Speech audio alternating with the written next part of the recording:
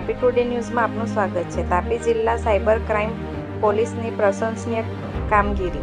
દેશભરના અલગ અલગ રાજ્યોના 10 જેટલા ગુનાઓમાં વોન્ટેડ સાયબર ઠગને ઝડપી પાડતી તાપી જિલ્લા સાયબર ક્રાઇમ પોલીસ આજના ડિજિટલ યુગમાં નાના બાળકોથી લઈ મોટા સુધી રીલ્સ પાછળ ઘેલા બન્યા છે અને પોતાને એક્ટર સમજી બેઠેલા આજના યુવાનો માટે ચેતવણી સમાન કિસ્સો તાપીમાં બહાર આવ્યો છે, જેમાં પોતાની દીકરીને રજનીકાંતની મૂવીમાં ચાઇલ્ડ એક્ટર તરીકેનું કામ અપાવવાની લાલચ આપી વિશ્વાસમાં લેવા માટે બનાવટી કોન્ટ્રાક્ટ તેમજ કોર્ટના ખોટા સ્ટેમ્પ ડ્યુટી લેટરો તથા વિમાન યાત્રાની ટિકિટો મોકલી વોટ્સએપ વિડીયો કોલ પર વાતચીત કરી મોટી રકમ પડાવી લેવાનો બનાવ હતો, જેની ફરિયાદ Tapi cyber crime police station કરવામાં આવી હતી, જેની તપાસ police inspector J B. Ahir, police sub inspector K R. Patel, D R. Bathwar તથા કોન્સ્ટેબલ વિપુલભાઈની ટીમ મળી ઉત્તર પ્રદેશ અને મધ્યપ્રદેશ ખાતે જઈ આરોપીને ઝડપી પાડવામાં સફળતા મળેલ છે, જેની વિગતવાર માહિતી તાપી પોલીસ હેડક્વાર્ટર ખાતેથી આપવામાં આવી હતી. રેન્જ આઈજીપી શ્રી પ્રેમવીરસિંહ સાહેબ તથા પોલીસ અધિક્ષક શ્રી રાહુલ પટેલ સાહેબ શ્રી નાઓની સૂચના અને માર્ગદર્શન મુજબ અત્રેના જિલ્લાના સાયબર ક્રાઇમ પોલીસ સ્ટેશન ખાતે 466, 467, 471, 420, 419 તથા આઈટી એક્ટની કલમ મુજબ ગુનો દાખલ કરવામાં આવેલો, જેમાં આ કામના ફરિયાદીની દીકરીને રજનીકાંતની મૂવી થલાઈવા 171માં ચાઇલ્ડ એક્ટર તરીકેના કામ કરવાની લાલચ આપવામાં આવેલી અને આ લાલચ અનુસંધાને તેમની પાસેથી કોર્ટના ખોટા સ્ટેમ્પ ડ્યુટી લેટર, વિમાન યાત્રાની ટિકિટો મોકલી તથા જુદા જુદા વોટ્સઅપ કોલ અને વિડીયો કોલથી અને આ ઉપરાંત બેંકના QR કોડ મોકલી વિશ્વાસ અને ભરોસો આપતા આ કામના ફરિયાદીશ્રીએ કુલ 11,94,054 રૂપિયાની રકમ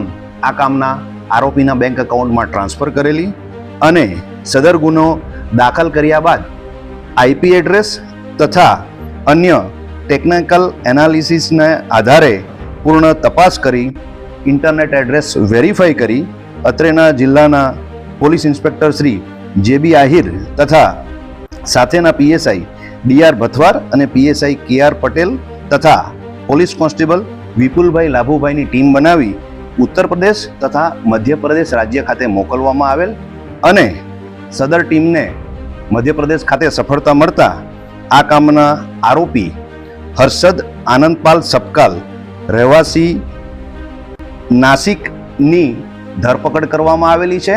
સદર ગુનાના કામના આરોપીની ધરપકડ કરી અત્રે રિમાન્ડ ઉપર છે, જેની તપાસ ચાલુ છે.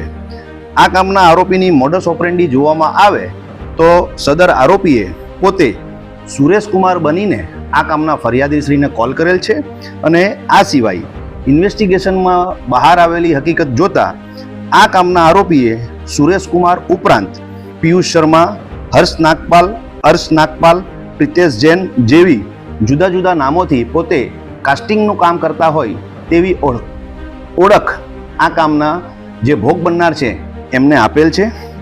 એમનું અસલ નામ હર્ષદ આનંદ સપકાળ છે.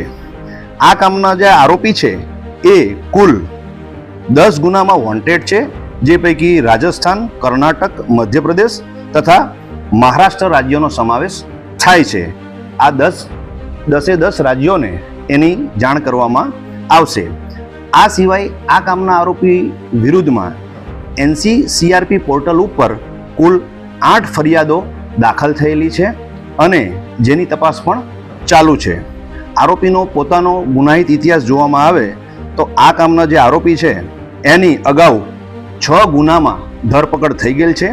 આ ગુના મહદઅંશે મહારાષ્ટ્ર રાજ્યના છે, જેમાં એની ધરપકડ થયેલી છે અને આ સિવાય આ કામના આરોપીઓએ બીજા 6 ગુના જે મહારાષ્ટ્રમાં આચરેલા છે અને જે રજીસ્ટર્ડ થઈ ગયેલા છે એની કબૂલાત તપાસ દરમિયાન કરેલ છે.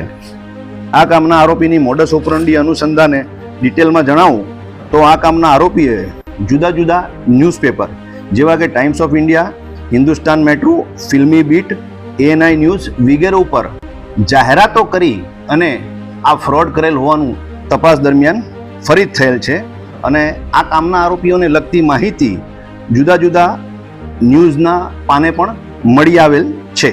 આ સમગ્ર કામગીરીમાં police inspector Shri J B. Ahir, PSI Shri K R. Patel તથા ડી.આર. ભથવાર તથા પોલીસ કોન્સ્ટેબલ વિપુલભાઈ લાભીભાઈ નાઓએ પ્રશંસનીય કામગીરી કરેલ છે.